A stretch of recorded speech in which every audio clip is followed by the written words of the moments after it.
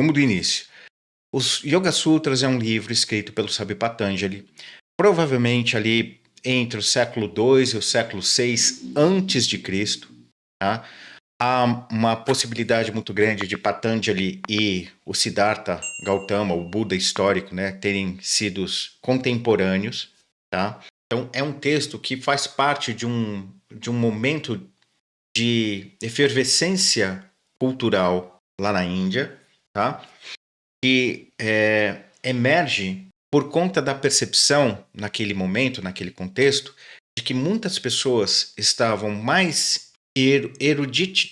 elas estavam mais eruditas, mais contemplando as regras do saber, as compreensões, as conjunturas lógicas, coerência. Elas sabiam demais, mas experimentavam de menos. Tá? Tinha uma lacuna entre aquilo que as pessoas sabiam sobre métrica dos mantras, como fazer o ritual XYZ, por que tem que ser assim, por que tem que ser assado. Tudo isso estava muito claro na mente de muitos eruditos ou mestres, mas a experiência daquilo não estava sendo realizada, né? A sabedoria concreta não era experimentada. Então, esse era um momento cultural em que os textos do Yoga Sutras emergiram, e o Siddhartha Gautama emergiu, né? Então, o próprio Siddhartha, ele, né, uma das coisas que trazem uma efervescência na cachola dele é ele ver o pai, né, um rei, né, entre aspas, se matando para separar um bando de comida, gado, ouro, tecido, né, para entregar para os sacerdotes fazerem rituais para que pudesse haver abundância nas colheitas e no comércio do reino e tal. E o Siddhartha falava, mas peraí, por que a gente então não pega toda essa riqueza que está dando para os sacerdotes, por que a gente não distribui para as pessoas? Por que a gente não faz a vida das pessoas ficarem melhor? Não estou entendendo isso.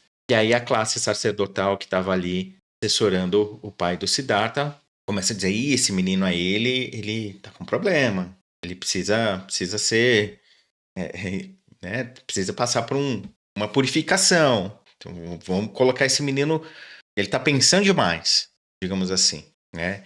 E o Siddhartha, ele tinha um dos professores dele, né, que era o professor de meditação, o instigava a entrar nesses processos de perceber as contradições que ele estava vivenciando, perceber as contradições do contexto em que ele estava inserido e gerar essa efervescência, ou entre aspas, essa revolta, né, para que o próprio Siddhartha pudesse perceber um caminho diferente daquilo que ele estava habituado a observar e experimentar. Tá?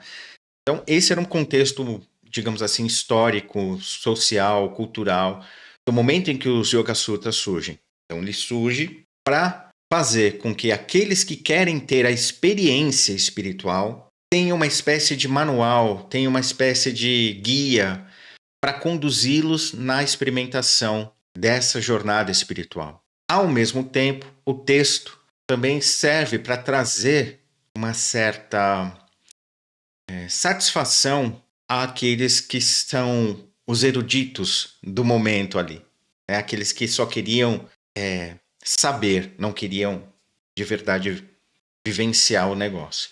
Então, isso é uma característica dos textos sagrados indianos, de muitas escrituras. É uma linguagem que é chamada de Samdhya, que é uma linguagem que a gente chama de crepuscular. Então, da mesma maneira que no crepúsculo eu posso olhar e falar ainda é dia, e outra pessoa vai falar, não, imagina, já é noite. Né? O texto ele tem essa linguagem dúbia.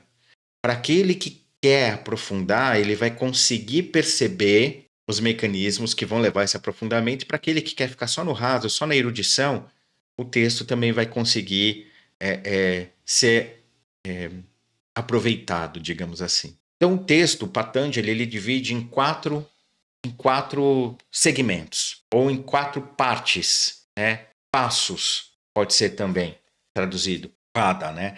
Então, o primeiro passo, ou primeira parte, é o Patanjali explicando como a gente apreende conhecimento e como a gente pode transformar conhecimento em sabedoria. Então, o primeiro livro vai tratar daquilo que os yogis chamam de samadhi ou samadhi, né? Que muita gente fala que é o estado final, digamos, sei lá, quando você se sente unido com o universo, você tem aquela sensação de ver luz e estar imerso em uma luz profunda.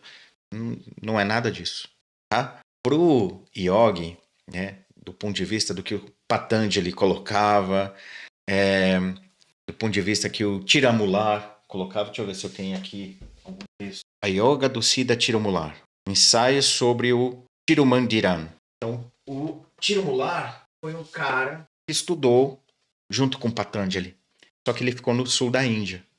Então tem a essência dos mesmos ensinamentos dos Yoga Sutras, de uma outra forma, de uma outra maneira, uma outra roupagem, mas está tudo ali também no texto de Tirumular. Então, o primeiro livro, o Patanjali vai explicar como é que a gente aprende sabedoria, como é que a gente constrói sabedoria. Então, Samadhi não é um estado místico, esotérico, difícil pra caramba, que você tem que estar num monastério ou numa caverna para conquistar. Samadhi é um estado natural onde a gente constrói a possibilidade de uma estabilidade, né, de uma clareza que permeia o todo da nossa percepção, o todo das nossas relações. Tá? E isso não é você entrar no estado de, sei lá, ser um super mestre. Não. São coisas simples que acontecem comigo e com você ao longo da nossa existência. Todos nós já tivemos momentos em que a gente teve uma compreensão de algo e ao ter essa compreensão, a gente parece que sente uma certa descompreensão, né? A gente tem nossa, e aí a gente percebe as estruturações de algumas coisas que a gente está vivenciando de uma maneira mais clara, de uma maneira mais lúcida. E esse estado, ele perdura, ele se realiza, tá? Ele se introjeta. Não é uma coisa que decai e some. É uma coisa que se transforma numa espécie de um sentir, num saber. Não é um conhecimento, é um saber. Então, a partir desse momento, a gente observa as estruturações disso que nós estamos chamando de realidade de uma forma mais ampla, de uma forma mais calma, lúcida, estável. Então, tecnicamente, isso é um samadhi. Aí o Patanjali vai explicando as 4 formas que a gente usa essencialmente para construir sabedoria, né, que a gente tem possibilidade de construir sabedoria, e os mecanismos que funcionam nessas formas. Deixa eu dar uma olhada aqui no chat, o Gabriel tá colocando. Em que eu tenho uma edição da editora Mantra deste livro. Já li uma vez, mas não posso dizer que entendi muita coisa. Você tem alguma adição, ou melhor, edição que indique, ou é difícil mesmo a leitura? Você está falando qual? Dos Yoga Sutras? Se for dos Yoga Sutras, ele é uma leitura... eu não digo que é difícil. Vamos lá. É difícil por quê? Vamos voltar atrás. É difícil no sentido de a gente não ter a base cultural, histórica, da gente não entender o contexto em que aquele livro foi escrito. Aí se torna difícil, porque a gente precisa entender que algumas referências que o Patanjali dá, ou que qualquer outro sábio vai dar, ela está pautada nas condições sociais e históricas que aquele cara estava experimentando. Então, se eu simplesmente pegar o Yoga Sutra, tem uma versão aqui em inglês que é muito boa, tá? Infelizmente só tem em inglês. 4 Chapters on Freedom. Tá? Essa é uma versão muito boa. Se você for ler o Yoga Sutra simplesmente como, sei lá, um livro didático, tá? Vai dar ruim, vai ser difícil, você não vai entender. Então você precisa construir um caminho de entender o contexto histórico, tentar... e aí sou eu, tá? É uma sugestão. De você tentar ir atrás do significado... por que eu gosto dessa tradução? Não necessariamente porque os comentários são bons, e não estou dizendo que não seja, mas porque ele... Cadê? Tá aqui, ó. Ele tem o texto em sânscrito, a transliteração para caracteres latinos e também tem a tradução palavra por palavra. Então, se você não está muito predisposto a aprender né, o sânscrito, aqui pelo menos te dá uma referência essa palavra que quer dizer isso, essa palavra quer dizer aquilo. Então peraí, deixa eu ver se a tradução que está sendo feita ali está contextualizada. Por que, o cara que traduziu usou esse sentido e não aquele, sabe? Então é um texto, tá? Se você estiver falando dos sutras, Gabriel, é um texto realmente que precisa ser estudado. E isso aqui faz parte do grupo de estudos que eu estou montando, tá? E quem quiser, logo logo eu vou estar colocando aí. Então, o livro inicial dos estudos, do grupo de estudos, é os Yoga Sutras do Patanjali, tá? Então, quer ver? Tem uma outra. Não, Sutras eu acho que eu só tenho esse. Tem uma outra versão da Sociedade Teosófica, que acho que é a ciência do yoga. Ela é uma boa referência para você começar a perceber outros aspectos. Deixa eu colocar de uma outra forma. A tradução em si dos sutras, né, lá da editora teosófica, acho que o autor é Time e K. Taimni, uma coisa assim. Provavelmente eu falei errado o nome dele. Mas a tradução não é ruim. Mas o que é interessante, pelo menos para quem tem o viés mais pesquisador como o meu, é que o cara, na hora que ele vai fazer a sua interpretação, ele traz ali, ele deixa alguns ganchos de alguns conceitos, de algumas coisas que pode servir de gatilho para a gente desmembrar todo um outro tipo de saber e aprofundar o nosso entendimento, não necessariamente dos sutras, mas de conceitos que podem estar relacionados com a própria prática do yoga em si. Então, você que tiver o ímpeto de ficar garimpando conceitos para expandir a sua árvore, né, de conhecimentos, essa versão da editora teosófica é interessante. Se você quiser começar mesmo a fazer um estudo, infelizmente está em inglês. É esse aqui. Ou então aguenta a minha tradução quando ela sair, porque eu vou fazer mais ou menos no mesmo estilo, sabe? De texto em sânscrito e transliterado e a tradução termo a termo em português. Tudo bem? Então vamos lá. O Gabriel coloca, não, é os sutras mesmo. Aí você fala, né, para o Som, que está lendo o Bhagavad Gita agora também. Com ele já estou fazendo como o Enki comentou, de ler a transliteração e tentar quebrar em fragmentos. É a melhor coisa. Eu tenho aqui, ó, deixa eu pegar aqui, essa versão do Bhagavad Gita. Olha o tamanho. Eu comprei lá na Índia esse aqui. Também sabe, o texto, só não tem a tradução palavra a palavra. Mas é um texto que tem uma bagagem religiosa. Infelizmente, quando a gente vai ler a Bhagavad Gita, infelizmente tem uma bagagem religiosa. Na maioria das vezes tem uma bagagem religiosa envolvendo comentários. Tá? Então tem que filtrar. Se você tiver predisposição, você tem que... Mesmo que você não saiba sânscrito, tá? Você vai ter que ir no dicionário, pega o sentido da palavra, tenta tenta pesquisar o contexto histórico, as relações políticas, né? Muita gente fala que, por exemplo, a Bhagavad Gita é um texto mitológico, tá? Que ele foi construído e que muito provavelmente o Krishna não existe. Tá? A gente pode entrar em algum momento nessa discussão. Né? Eu, particularmente, eu sou da linha de que o Krishna existiu. Existe uma certa evidência arqueológica da existência do próprio Krishna e também da guerra do Kurukshetra, que é o Mahabharata, né? Que é da onde emerge a Bhagavad Gita. Tá? Mas bora lá, deixa eu ver aqui o chat. Cadê? Obrigado pelas dicas, vou buscar essas edições e aguardo a sua edição também. Beleza. Olha, Som, eu acho que para estudo, eu acho importante você fazer assim mesmo, cotejar o texto. Eu acho que é importante, sabe? Para estudo. E aqui, é claro, eu parto do pressuposto de que quem está aqui no canal, quem está me escutando, de verdade não está só querendo se entreter, né, escutando as minhas histórias, as minhas explicações, mas tem ali também uma pontinha de estímulo, de vontade de querer realmente realizar essas coisas.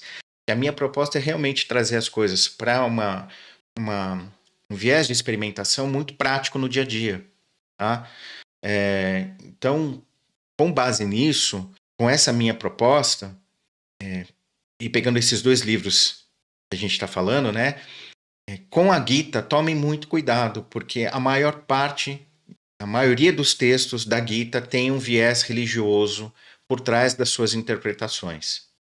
Então, tem que filtrar. Nos sutras, menos. Alguns você pode ter. Tinha uma versão da Gita, da editora Pensamento, mudou a capa. Tá? Mudou. Essa é uma boa versão. E uma também do Humberto Roden. Uma tradução do Humberto Roden é muito boa também, da Gita. Tá? Mas aí não tem transliteração em sânscrito, nada disso, só tem o texto. São duas traduções boas em português. Agora, eu vou ser muito sincero com vocês, me desculpem quem gosta. Eu, particularmente, isso aqui eu acho muito ruim, tá? Isso aqui eu acho muito ruim. Tem coisas aqui que eu falo assim, mano, se o Yogananda falou isso, perdeu o crédito. Assim, duvido que o Yogananda tinha dito ou tinha explicado alguma coisa, né, como está colocado aqui. Esse aqui eu acho que foi um texto que o discípulo do Yogananda criou e falou, olha, foi o Yogananda que me explicou só para, sabe, ter a chancela ali, naquela coisa de autoridade. É um livro ruim, na minha opinião, mas não acredita em mim. Quem quiser, compra e constrói a sua própria experiência. Para o meu gosto, eu achei muito ruinzinho aquele ali. A essência do Bhagavad Gita, explicada por Paramahansa Yogananda. Bom, voltando, depois dessa explicação toda aí sobre os livros, a Abhyasa, então, depois que o Patanjali explica como é que a gente vai construir sabedoria, tá? Ele fala, bom, agora a gente precisa colocar isso em prática. Então, ele explica todo o processo, o que é a construção de sabedoria e como é que a gente vai colocar isso em prática. Então, a primeira coisa que ele fala é o seguinte, ele começa, deixa eu ver se eu consigo colocar aqui só um instante, pessoal, vai dar uma tela preta aqui. Não deu tela preta não, mas vamos lá. Vou mudar, não é esse, é esse aqui. Vamos mudar, também não vou falar de Mandukya Upanishad hoje, vou falar sobre isso aqui, ó. Então, ó, o Patanjali, ele começa, ao falar sobre a prática, ele começa falando, ó, o comprometimento, a autoobservação e a entrega, e aqui, né, o texto coloca divino, constituem Kriya Yoga. Então, a primeira coisa que ele vai dar para a gente para a gente iniciar a prática, a gente precisa fazer o quê? Kriya Yoga. E o que é Kriya Yoga? Toda ação que leva ao impulso de purificação, de ordenação. Então, Kriya Yoga não é só aquilo que o Yogananda trouxe para o Ocidente, né, com base nos ensinamentos do próprio Babaji. Kriya Yoga está ali também descrito em alguma passagem da Bhagavad Gita. Tá? Kriya Yoga, essencialmente, de forma simples e direta, é toda ação que leva a gente a um processo de ordenação. E aí, de uma maneira mais aprofundada, eu posso dizer a vocês que existe o seguinte: existe um tipo de ação que a gente faz que ela é mais automatizada, que ela é mais reativa, que ela está mais estruturada na expressão do senso comum do nosso dia a dia. A essa ação que não é muito observada, que não é muito discernida, que ela é simplesmente mais reativa, tecnicamente é o que nós chamamos de karma. Karma, quando a gente traduz o termo, significa literalmente fazer ação, agir. Mas aí a gente está falando exatamente dessas ações que a gente muitas vezes é impelido a fazer no nosso dia a dia. Então, às vezes, quando você está subindo no ônibus, por exemplo, e você senta e não percebe que sentou no assento prioritário, e aí isso é karma. Você, ou então, fica revoltado porque, no mesmo exemplo hipotético do ônibus, o motorista ou a motorista deu uma freada e você se desequilibrou. Então, essas reações, essa forma de interagir com o mundo num processo de um constante vir a ser, de uma maneira bem reativa, o mundo te traz impulsos e você responde a esses impulsos, tecnicamente isso é karma. Então, em oposto a isso que a gente está chamando aqui de karma, existe uma experiência que os yogis vão chamar dharma. Tá? Então, dharma não é necessariamente lei, ordem, missão, mas é fazer, né? Ma é vir à tona, realizar. Essa parte do ma é fazer existir, fazer se manifestar, tá? Dar molde, dar forma. É isso que significa esse ma. Esse da é algo que é estável, algo que é claro também. Daí vem Buddha, né? Esse da, além de trazer a sensação de estabilidade, ele traz uma sensação de que é algo que é lúcido, que é firme, que é estável, contínuo. Como, por exemplo, tá? A luz do sol. A luz do sol, agora que está de noite, não significa que ela parou de jorrar. Ela continua lá jorrando do sol, né? E é algo que é estável, contínuo, constante. Então, Dharma vai representar de uma maneira bem prática para a gente, não uma missão, não um dever, mas as ações que são feitas de maneira mais lúcidas, mais proativas, mais discernidas. Então, as ações que emergem por conta de uma maior estabilidade da nossa mente, das nossas emoções. Então, são aquelas ações que são, digamos assim, fruto de escolhas diretas, de um ponderar. Dharma sempre é positivo? Não necessariamente, porque às vezes a gente faz algo, a gente engendra uma ação, tá? De uma maneira até mais ponderada, e o resultado dessa ação, ela não é necessariamente o que a gente chamaria de correta. A diferença entre karma e dharma é que quando o karma se manifesta a nós, ele traz a sua repercussão, muito provavelmente a gente vai dizer, foi sorte, foi azar, foi castigo, não, foi bênção. Por quê? Porque a gente não consegue traçar o pulso da onde surgiu o gatilho, o estímulo para aquela repercussão. No Dharma não, no Dharma a gente sabe, a gente fala, isso está acontecendo por causa disso, disso, disso. Ah, já sei onde deu o erro. Oh, já sei porque deu certo. Então, na hora que o fruto do Dharma chega, não tem uma reação apaixonada. Não é bênção divina, não é castigo, não é destino. É a gente sabendo de forma clara que a gente agiu deliberadamente para algo acontecer. Não deu certo, a gente fala, puxa vida, não deu certo, mas eu fiz o meu melhor. Ah, deu certo? Ah, que bom, eu fiz o meu melhor. Não tem um apaixonamento. Tá? Tem uma satisfação, mas não apaixonamento. Tudo bem? Então, como eu saio da ação não lúcida, reativa, para a ação lúcida, proativa? Através de Kriya Yoga. Né? Kriya Yoga. Então a gente tem aqui, ó, no texto, ó, tapa. Literalmente é fogo interior. O pessoal normalmente traduz como austeridade. Contextualizando, o mais adequado é traduzir como comprometimento. Aquele fogo interno no sentido daquela gana, daquele brilho no olhar que você tem em relação a alguma coisa.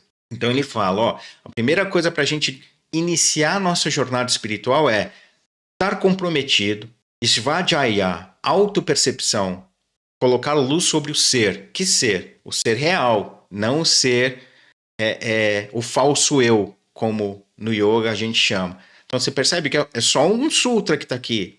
Olha quanta coisa tem por trás. Porque aí a gente coloca autopercepção, autoobservação, svadhyaya, colocar luz sobre o ser. Que ser é esse? Existe um ser real, né, que os yogis vão chamar de Atman, e um ser que não é real, que a gente vai chamar de Ahankar, ou a sensação de ser. Tudo bem? A sensação de ser. Então, quem que é essa sensação de ser? Essa sensação de ser é a ideia que a gente acha de si com base nas percepções sensoriais, com base nessa identificação com esse corpício, com base nas estruturações do que eu chamo de mente barra personalidade. Então, isso que eu estou chamando de Enki, João, Gabriel, Maria, né, nada mais é do que a forma do que o yoga vai chamar de falso eu, Ahankar. Normalmente, o pessoal traduz Ahankar como ego, mas não é isso, tá? Não o ego, por exemplo, que a psicologia apresenta. Não é. Esse arrancar, literalmente, é essa sensação de ser, essa sensação de um eu. Esse eu que eu estou falando como Enki não é o eu real. Esse eu aqui, ele é afetado pelas relações emocionais que ele estabelece com os objetos que estão ao redor. Tá? Só para refrescar a memória de vocês, que a gente já falou disso em outros encontros, esse falso eu, esse Enki aqui, vai ter o potencial de olhar esse computador que está aqui filmando a live e vai dizer assim: ele não é só um computador, ele é o meu computador favorito. Ele vai olhar o celular e vai dizer: ele não é só um aparelho de comunicação, ele é um objeto de status. Olha como eu sou influente porque eu tenho esse celular. Ele não vai olhar uma roupa como um aparato simplesmente funcional. Ele vai colocar um valor por cima, um peso, uma carga por cima. Então, o falso eu, ele vai fazendo essas projeções de valor, né, que normalmente são valores emocionais. Tá? Ele vai fazendo essas projeções porque essa relação emocional, essas projeções, são utilizadas como uma forma de esteio, de amparo para a sensação de ser e de existir. Se eu não tenho o celular XYZ, o que eu me sinto? Menos do que aquele que tem o celular XYZ.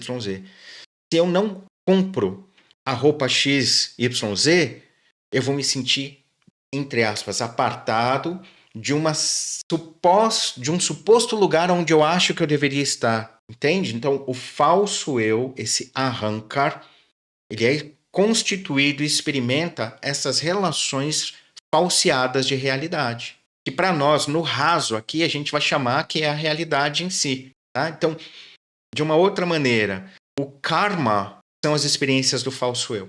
Tá? São as experiências que emergem do falso eu. Tudo bem? Existe um objeto real. Por exemplo, o computador, como função, como conceito, como objeto, ele é para produtividade, né, para trabalhar, para você assistir talvez um filme, ou de repente para você jogar, mas ele tem uma função muito específica. Tá? É um núcleo, é o objeto em si. Mas o que acontece? Por nós ainda não estarmos repousados no eu real, naquilo que realmente somos, tá? A gente não consegue se sentir pleno ali. Então o falso eu, que é o que a gente está identificado, vai começar a criar camadas sobre o objeto. Tá? Então você vai projetar sobre o objeto computador, que tem uma função definida, específica, muito concreta, você vai projetar um monte de camadas emocionais, tá?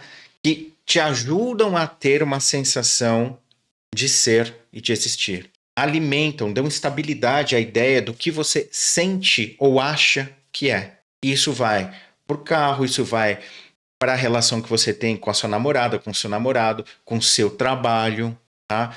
Com o seu pet, com seus filhos. Todas essas coisas possuem uma raiz, entre aspas, um radical. Né? Um filho, ele é um filho, mas eu vou projetando sobre ele camadas. E essas camadas, muitas vezes, são expressões da sensação de lacuna que eu tenho, das minhas carências. Então eu vou projetar que o filho é isso, que a filha é aquilo. Eu vou criando camadas e paro de me relacionar com o objeto em si e construo cada vez mais relações com as capas emocionais, com aquilo que é superficial. Tá fazendo sentido isso para vocês? Então, essa relação com a superficialidade essencialmente é o que no yoga nós vamos chamar de karma. Então não é, sei lá, uma coisa que você tem que resgatar de uma vida passada, mas é essa falta de lucidez na percepção das relações que a gente constrói com os objetos. A gente falseia os objetos constantemente. Tudo bem? Então existe um meio, existe um método para a gente sair dessa experiência da superficialidade para chegar na experiência mais profunda ou radical, essencial com o objeto. A gente vai na raiz, começa a se relacionar com a coisa como ela realmente é e não como a que a gente gostaria que ela fosse. Tudo bem? Então, essa experiência mais lúcida é o que a gente chama de Dharma. Então, o caminho é o Kriya. O movimento de sair de um para chegar em outro é o Kriya, é esse processo. E o processo está aqui. Primeiro, você tem que estar comprometido, né? Você tem que estar comprometido. Depois, você tem que construir o quê? Relação com o eu real, ou seja, exercer esse hábito de tentar ir tirando as camadas emocionais dessa cebola, né, entre aspas, que a gente projetou sobre os objetos. Tentar enxergar as coisas mais como elas são e não sobre como a gente gostaria que elas fossem, né, com as projeções que a gente colocou sobre os objetos. Fica claro isso para vocês, que a gente, quando se relaciona com algo, até com vento, né, a gente projeta um caldo emocional sobre ele. Tá? Então, você acabou de, sei lá, ter uma conversa agradável com alguém que te trouxe um quentinho no peito. Na hora que você sente o vento, você fala, nossa, esse vento é tão gostoso, é uma bênção divina. Aí você começa, né? Mas se você tá triste, se você discutiu com alguém, ou se, sei lá, você só tá triste porque pisou no cocô do cachorro, por exemplo, o mesmo vento, que é só o vento, vai receber uma capa emocional e vai dizer, ai, ainda tem esse vento, que saco, olha só, bagunçou os meus cabelos, né? Tá claro para vocês como é esse mecanismo de ficar projetando emoções, projetando camadas sobre os objetos, e aí a gente se relaciona com essas camadas e não com o objeto em si? A gente faz o tempo inteiro isso. Então, segundo passo para a gente construir uma ordenação na nossa jornada espiritual é começar a criar autopercepção. O que dentro de mim sou eu mesmo? O que é fruto da minha experiência concreta? E o que é achismo? O que é crença? Ou seja, o que são essas projeções? O que são essas camadas? O que é achismo? O que é cultura? O que é, sei lá, religião? Que é agregado que está aí sendo utilizado por mim como uma ferramenta para construir a dita realidade. Tá? E aqui, ó, quando a gente fala de entrega ao divino, eu deixei essa tradução aqui de propósito, porque aqui no texto, ó, vocês observam, é Ishvara Pranidhana. Tá? Ishvara Pranidhana literalmente é doar seu prana a Ishvara. Dana é um ato de caridade, entre aspas, de você doar, de você ofertar. Não é uma doação no sentido da caridade, não. Eu falei bobagem aqui. Mas é uma oferta. Uma oferta. De um oferecimento. Então você vai oferecer o quê? O que é o seu prana? É a sua energia. Não. Prana, no contexto mais profundo dos yogis, é para, primevo, anterior, an, sensação de ser, de existir, a existência. O que é a existência primeva? O que é a existência anterior? É o eu real. Ele é aquele eu fundamental, digamos assim. Para além da ideia de que você sente ser o João, a Maria, o Enki, o Gabriel ou quem quer que seja, lá no fundo você tem uma sensação recorrente de que você é algo além disso. Gabriel, Enki, Maria, né? Eu gostar de macarrão ou de, sei lá, chicória, né? Não definem o que eu sou. Eu transcendo isso. Os meus erros, os meus aceitos, aquilo que é chamado de virtude ou de vício, tudo isso que está agregado como o falso eu, não limitam a sensação de uma existência que é muito mais ampla e profunda. Então, o prana, mais do que a energia, tá? No contexto yogi mais profundo, prana é a sensação fundamental de ser e de existir, tá? Como é que o Om é chamado? Pranava, pranava, ou da natureza do prana. Então, o mantra Om está ligado a essa sensação de existência primordial, fundamental. É o ser concreto. E que é Ishvara? Ishvara, muitas vezes é traduzido, deixa eu colocar aqui, muitas vezes Ishvara aqui, ó, é traduzido como Deus, mas não é uma tradução correta. A tradução mais correta é Senhor. Mas não é Senhor no sentido de ó Senhor, ó divino, não. É Senhor no sentido daquele que assenhorou, daquele que tem o controle, não hierárquico, não, mas aquele que tem o domínio, que se assenhorou. Então, Ishvara Pranidhana é a prática de você construir, sabe, um assenhoramento de si mesmo, de construir o quê? Independência. Tá fazendo sentido? Digam aí. Porque, retornando aqui, deixa eu voltar aqui. O comprometimento. Então, você tem que ter um impulso concreto de querer descobrir a si mesmo, né? De fazer essa jornada espiritual. Isso tem que ser algo real. Não dá para você encarar a jornada espiritual como um entretenimento. Tá? E outro dia talvez a gente possa até discorrer sobre o que seria isso. Você tem que construir esse movimento de autopercepção, né? De tirar as camadas emocionais dos objetos que você está se relacionando para tentar enxergar as coisas como elas são. É por isso que eu digo, né?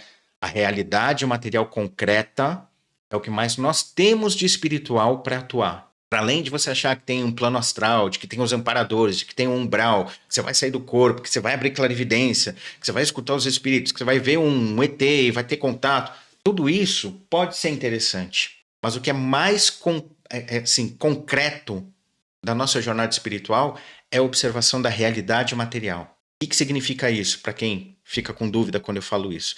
É você olhar as coisas como elas são e não como nós gostaríamos que ela fosse. É você conseguir fazer esse descamar dos lastros emocionais. Tudo bem? Então é outra parada. É outra parada. Então, quando eu e você, a gente se compromete a fazer essa investigação, né, de tentar tirar os lastros emocionais das coisas, se desapaixonar, né, de uma maneira geral. Vocês entendem que esse desapaixonar não é se tornar uma pessoa fria, mas é você observar as coisas, ou melhor, observar a realidade pela realidade e não pelos penduricalhos imaginários projetados emocionalmente. Fazer uma leitura da realidade pela realidade. Na hora que a gente consegue fazer isso, a gente invariavelmente está direcionando a nossa sensação de ser, de existir, para um assenhoramento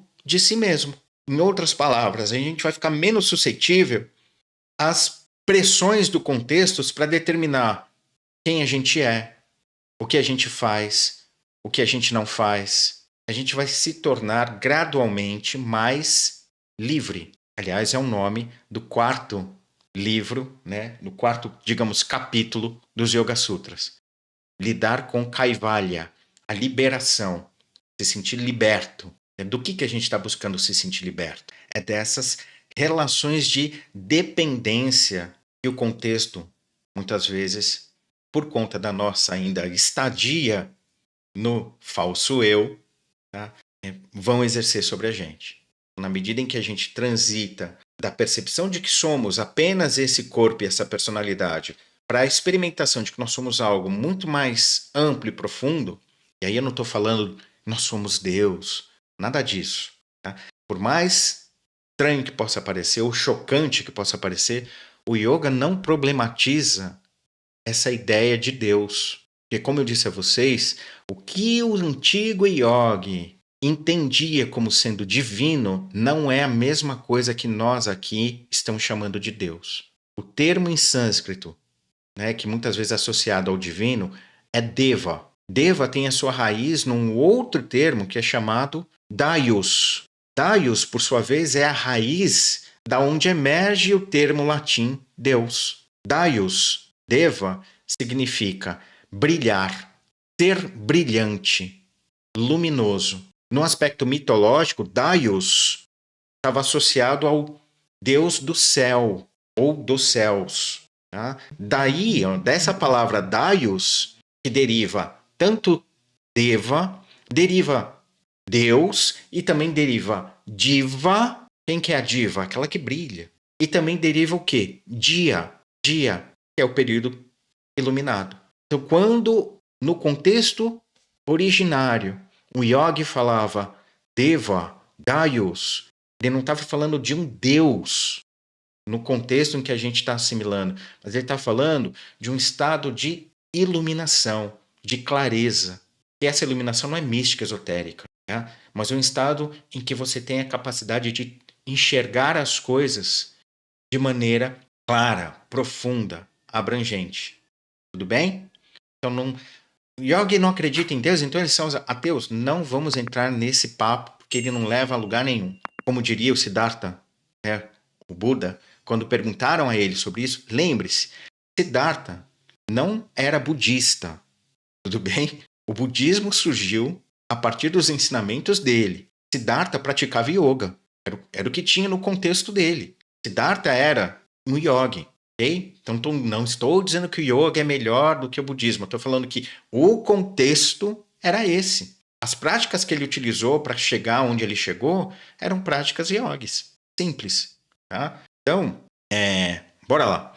Vamos voltar aqui. Deixa eu ver aqui. O Felipe Lima colocou, né? Eu achava que manjava dos yamas e niyamas. Agora estou vendo que vou precisar reavaliar a minha vida. Calma, calma. Normalmente, é aquilo que eu falei no início desse nosso papo aqui. A minha abordagem, ela vai um pouco na contramão muitas vezes. Ela não é tão ortodoxa daquilo que está estabelecido como norma, porque eu vou atrás dessa contextualização mais histórica, entendeu? E é claro, pessoal, que eu tento não colocar aqui, tá, as minhas próprias experiências espirituais. Porque essas experiências, seja de lembranças de outras épocas em que eu estive lá na Índia, seja das minhas prováveis, possíveis saídas do corpo, tá? Isso são experiências minhas que dizem respeito a mim, que são verdades para mim. Eu não posso colocá-las como parâmetro para vocês. Se eu for colocar todas essas minhas paradas, o meu discurso ia ser ainda mais, entre aspas, radical do que eu estou colocando agora. Radical no sentido de tentar ir lá na raiz, tá? Então eu evito de falar isso. Eu estou falando muito mais daquilo que é palpável e concreto para todo mundo poder ir atrás e pesquisar. Tudo bem? Então, Felipe, é só uma questão de método, tá? De abordagem.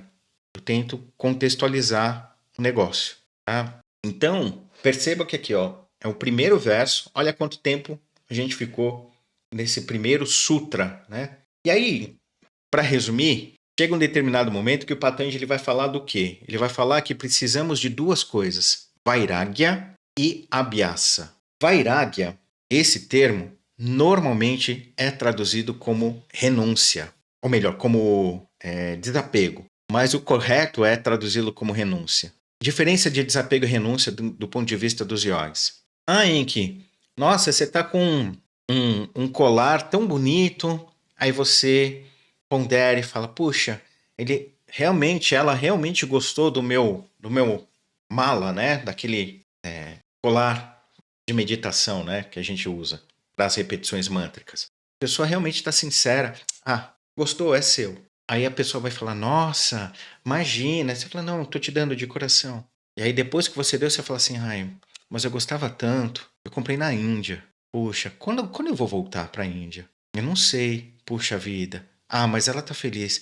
Mas tá tudo bem. Tá tudo bem. Então, o desapego tá nessa situação. O desapego tá nessa situação. Por quê? Porque ainda existe um apego. Você só se desfez do objeto, mas ainda tem um lastro emocional.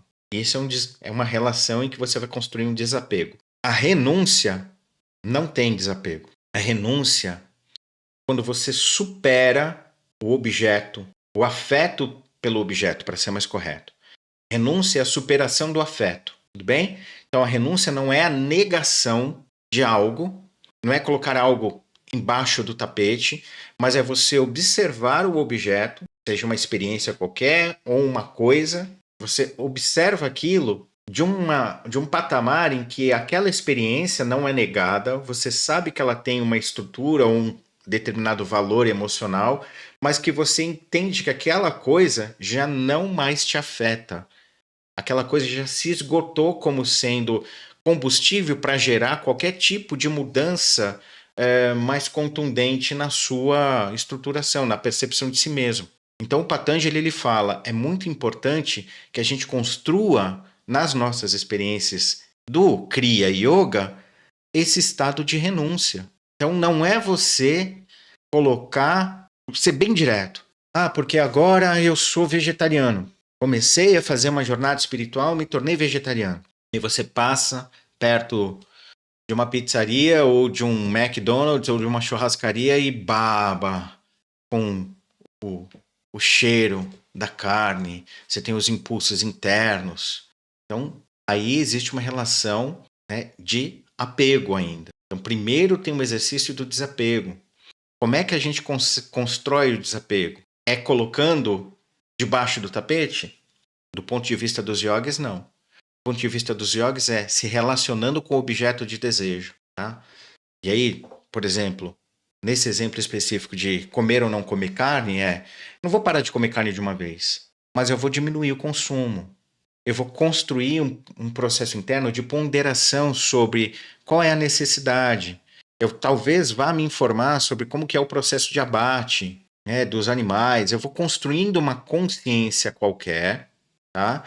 Que vai, no final das contas, me servir de um aparato de lucidez que me trará uma compreensão de que aquele objeto, aquela experiência não é mais necessária. Então, enquanto eu vou construindo essa lucidez mais racional, eu também vou ponderando a minha relação com o objeto concreto em si. Na hora que eu começo a comer a carne, o que eu estou sentindo, qual é a minha relação com o objeto em si. Eu gosto realmente do gosto, eu gosto do tempero, eu gosto do ambiente, das conversas. O que está por trás da motivação? Aí você vai descamando, lembra? Você vai descamando os caldos emocionais, as projeções, os significados, os símbolos que você vai colocando sobre o objeto, até que chega um momento em que você olha e fala: esse objeto não faz mais sentido para mim. Não porque eu estou ideologicamente agora, não. Porque aquela relação emocional não é mais necessária para gerar qualquer tipo de amparo ao eu. Eu já estou me amparando na sensação do eu de uma maneira mais independente. Então você renuncia. É uma renúncia. Não existe apego, não existe colocar embaixo do tapete. Tanto que você vai ser convidado de repente para um churrasco e você vai, não vai sentir mal com cheiro, não vai ficar com nojo, não vai ter nem julgamento sobre quem está comendo ou quem está deixando de comer. Você não vai ficar fazendo palestrinha sobre por que você deve ser vegetariano ou vegano, o que for. Você entende? Renúncia. Renúncia não significa que você também vai criar uma ausência de consciência do fato. Significa só que você vai, digamos assim, superar os conflitos de consumir ou não consumir carne. Você supera isso. Isso não é mais um problema. Se alguém perguntar a você o porquê, você pode até explicar o porquê você não come mais carne. Mas você não vai tentar convencer aquela pessoa dela ser vegetariana ou vegana ou o que for. É uma outra relação. Então, renúncia é esse tipo de experiência. Eu, no exemplo aqui, usei a carne, mas poderia ser, sei lá, a fofoca, poderia ser a ideia, sei lá, síndrome de impostor, muitas vezes a gente tem. Tá? Então você vai se expondo. Por quê? Por que você acha que você está sendo um impostor, entre aspas? Você não põe aquilo debaixo do tapete. Você não esconde aquela experiência de conflito, de turbulência. Você analisa, você revisita, né, com um olhar mais ponderado, mais discernido, mais investigativo. Fazendo Kriya Yoga. Svadhyaya, Ishvara Pranidhana, Tapas. Você vai utilizando essas ferramentas para depurar a relação com o objeto, aquilo que te traz identificação, apego, até que você supera os caldos emocionais. Aqueles caldos já não são mais preponderantes. Tudo bem? Então isso seria Vairagya. Isso é importante para a gente construir uma jornada espiritual mais assertiva, mais estável. Tá? Então, a experiência da renúncia. E aí, o que acontece? Quando eu e vocês, quando a gente constrói uma experiência em que a gente se estabelece num patamar de percepção da realidade um pouco mais amplo, um pouco mais lúcido, um pouco mais discernido, né, com menos julgamento, tudo bem? Esse novo estado, um pouco mais amplo, mais lúcido, se a gente não cultivá-lo, se a gente não ficar atento, ele decai, né? Quem acompanhou aí as lives que eu fiz ou os vídeos no canal que eu fiz falando sobre o que é Maya, vai entender que Maya em si não é a ilusão. Já sabe que o que é ilusão são os cancuchas, a cobertura, né, que existe velando Maya. Maya é esse impulso de ordenação que permeia a natureza, faz parte da natureza, do cosmos, ir adiante. O vir a ser é uma constante. Mesmo que você engendre aí a ideia de que, mas para os hindus o universo é cíclico. Sim, é cíclico. Isso não significa que ele acaba. Não, ele é um constante vir a ser. É um constante vir a ser. Então, Maya é essa potência que impele tudo a um constante vir a ser, a uma realização. Tá? Por isso está associado à estruturação disso que nós chamamos de materialidade. Mas o impulso de ordenação do vir a ser que Maya representa está velado por 5 tipos de coisas, por 5 véus: tempo, espaço, a sensação de identidade, a sensação de lacuna ou carência e o conhecimento, vidya. Depois, eu vou deixar aqui um card, se for o caso, um link para quem quiser aprofundar aí sobre Maya. O que eu quero agora aqui só dizer que se eu não cultivar, né, se eu não ficar atento a esse novo estado de lucidez que eu estabeleci, naturalmente há um decaimento. É um dos véus de Maya. Esse decaimento vai fazer com que a gente gradualmente comece até a duvidar daquilo que a gente estabeleceu como uma percepção mais ampla e profunda. Quem é que age, né, para que esse decaimento ocorra? As próprias pressões do contexto em termos de ideologia, processo de alienação, as estruturações culturais, o modelo social estabelecido. Existe um sem número de forças que a gente poderia chamar simplesmente só de senso comum, tá? Para simplificar, que vão estar pressionando a gente. E o processo de construir sabedoria ou de se tornar independente é exatamente sair dessa percepção do senso comum, do senso comum, tudo bem? Aí, na medida em que a gente constrói esse ato mais vigilante, a gente vai estar trabalhando o que o Patanjali chama de abhyasa. Abhyasa muitas vezes tem sido traduzido como prática. E no nosso contexto aqui a gente chama de prática repetição continuada. Para o yogi, abhyasa não é prática nesse sentido, mas é um esforço continuado para se manter nesse estado conquistado. De uma outra maneira, numa linguagem mais religiosa, seria o orai e vigiai, tá? Mas não é nesse sentido ainda, é no sentido de realmente você, assim, nossa, percebi, estou tendo uma percepção mais clara da realidade, deixa eu me exercitar tentando fazer as próximas relações com tudo que me cerca com base desse patamar aqui, com base dessa experiência. Porque é também por hábito que muitas vezes a gente vai continuar fazendo a leitura da realidade no estado anterior, no estado que a gente já está habituado. Tá? Existe uma força atuando na gente, tá? Que os yogis vão chamar, eu acho que se vocês estudam, já devem ter escutado esse termo, que como é que é o nome? Agora me fugiu. Me fugiu o termo. Tem tanto termo yoga aqui na minha cabeça que ele fugiu, que é o medo da morte. Tá? Abhyasa é o esforço continuado. A gente tem esse outro que me fugiu o nome em sânscrito, que é o medo da morte. Tá? Me fugiu o nome em sânscrito, depois ele aparece. A tradução como medo da morte, ou medo de morrer, ela é equivocada, tá? Porque a tradução mais correta seria medo da ruptura. Enquanto espécie, ponderem sobre isso aqui, não aceitem como verdade o que eu estou colocando, tá bom? Isso mesmo, abnivesha. Abnivesha, deixa eu ver.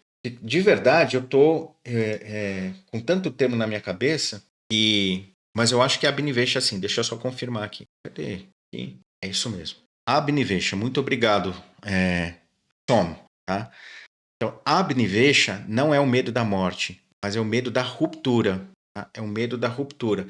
Então, assim, de novo, não acreditem, não engulam o que eu estou colocando aqui de imediato. Pondere.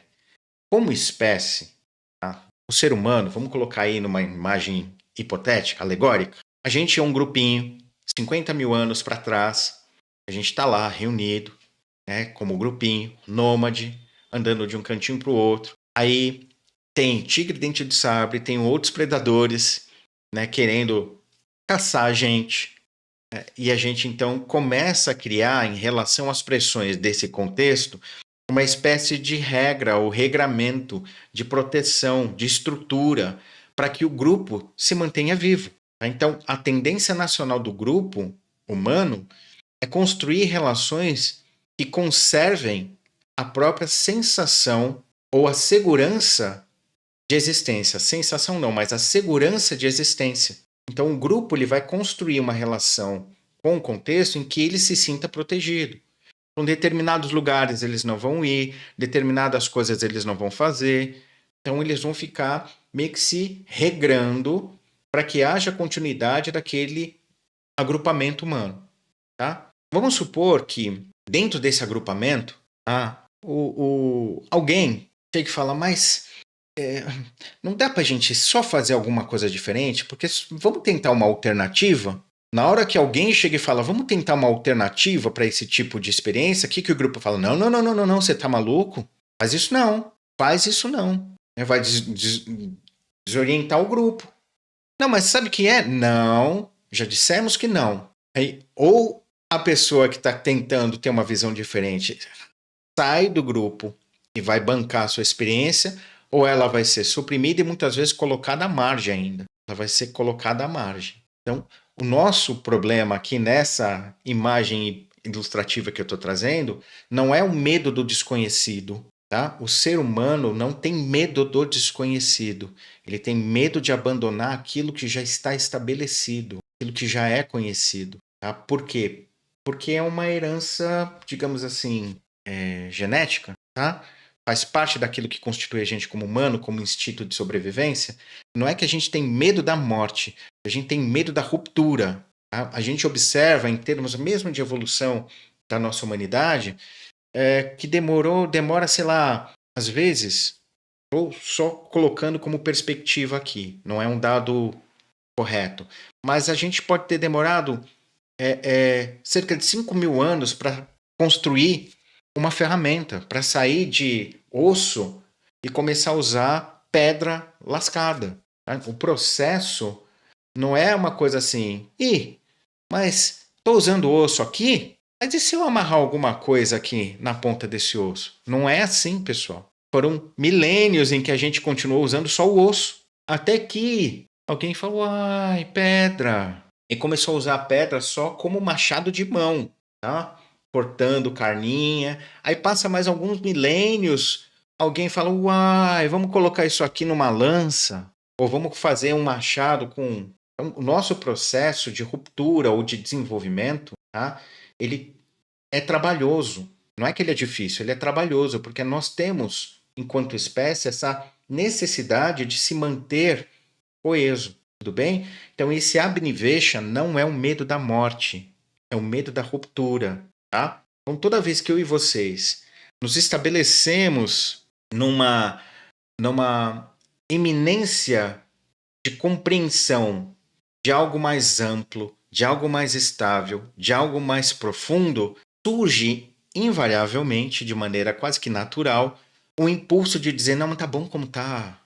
Tá bom como tá. Por que você vai se meter nisso? Então não é que a gente tem medo de crescer. A gente tem um impulso de sustentação. Por isso que o Patanjali ele fala ali, né, no texto, sobre tapas, o fogo interno, aquele brilho no olhar. Deixa eu colocar aqui de novo a imagem. Cadê você? O brilho no olhar. Precisa disso. Então, quando surge a necessidade de se manter num estado lúcido, vai vir uma força contrária dizendo, não, para com isso. Volta, percebe como sempre você percebeu.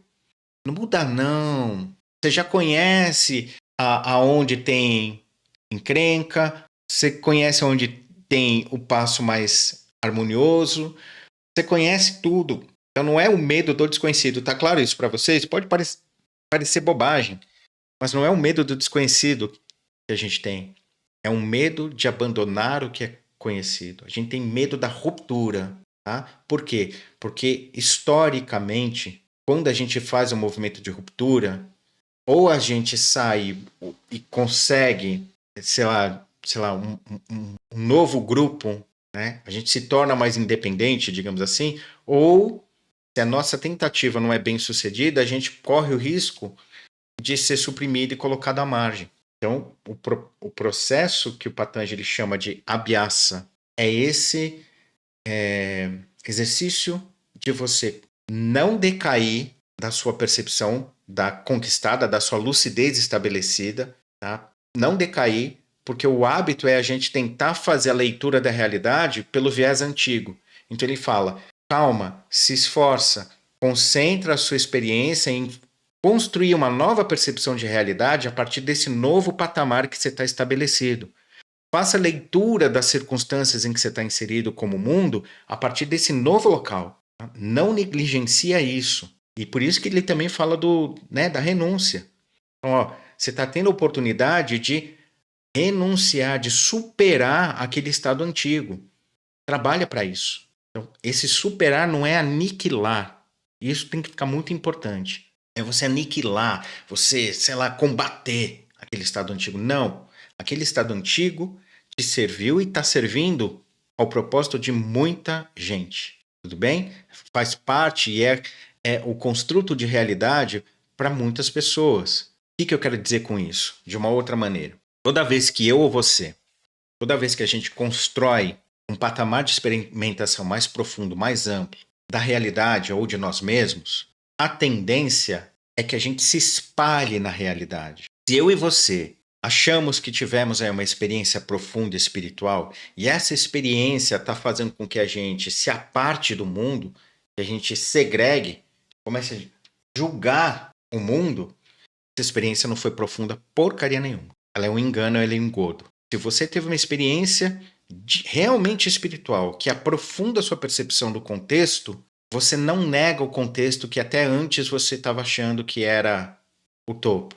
Você não julga aquele contexto, você não discrimina aquele contexto, você não ataca aquilo, você supera aquilo, você compreende aquilo. Então você, entre aspas, se espalha no mundo cada vez mais. O mundo, inclusive aquele turbulento que até há pouco era a base em que você estava estabelecido, aquilo ali também faz parte de ti. Ele só não é mais preponderante para nortear a sua experiência, mas aquilo faz parte. Você tem pedra de contato ali.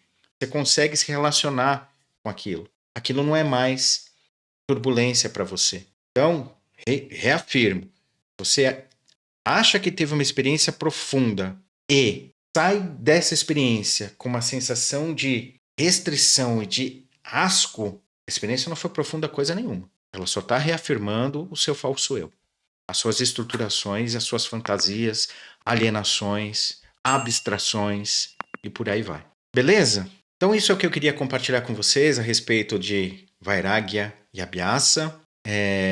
Acho que foi você, Gabriel, que fez a pergunta lá no Instagram. Não sei se foi você. Desculpa se não foi você. Minha memória, depois que eu tive uma coisa chamada Covid, minha memória para algumas coisas ficaram bem complicada. Aos poucos ela vai voltando. Então, gente, é isso, tá? Obrigado, Some Reasons. Você é Some Reasons to Live? É isso? Me confirma. Obrigado, você está dizendo aqui que a live foi ótima. Pode perguntar a minha opinião, pode fazer a sua pergunta. Que mais? Beleza. Pode. Gabriel, obrigado aí pelo carinho, né? Que você fala que as lives são episódios de uma série. Obrigado.